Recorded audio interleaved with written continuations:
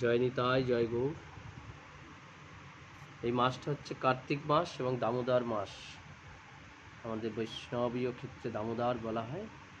এই মাসে ভগবান শ্রীকৃষ্ণ সমস্ত লীলা এই মাসে করেছেন এবং ভগবানের সবথেকে দিব্যতম লীলা যেটা দাম বন্ধন।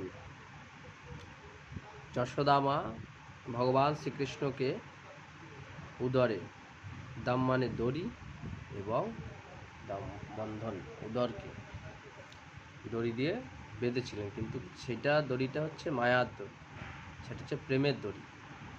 কারণ প্রেম ছাড়া, ভক্তি ছাড়া ভগবানকে বাঁধা যাবে না। তাই যশোদা মা অনেক দড়ি দিয়ে ভগবানকে বাঁধবার চেষ্টা করলেন, কিন্তু যখন দেখলেন সে আর দড়ি 2 আঙ্গুল ছোটই পড়ে যাচ্ছে, যত দড়ি আসছে কিন্তু গোপালকে আর বাঁধা যাচ্ছে না, তখন ভগবান শ্রীহরি শরণাপন্ন হলেন। হে ভগবান ঋষিকেশ, আমি কি এই গোপালকে বাঁধতে পারবো না?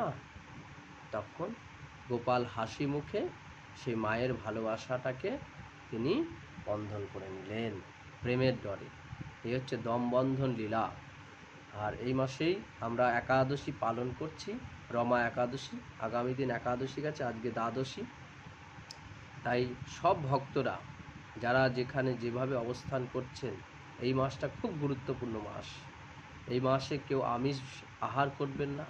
যারা শুদ্ধ ভক্ত তারা তো নিশ্চয়ই প্রত্যেক দিন সেবা প্রসাদ পান, এবং এই মাসটা ভগবানের উদ্দেশ্যে যেন সবাই অর্পণ করে।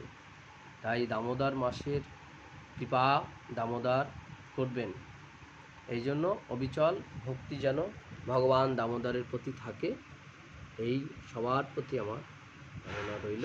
সবাই যেন দামোদর মাসে ভগবানকে মঙ্গল আরতি থেকে শুরু করে সন্ধ্যা আরতি, প্রদীপ নিবেদন করে।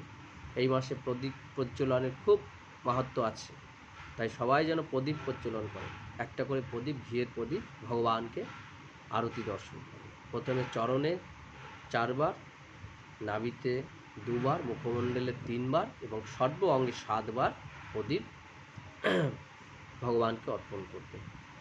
জয় নিতাই, রাধে রাধে।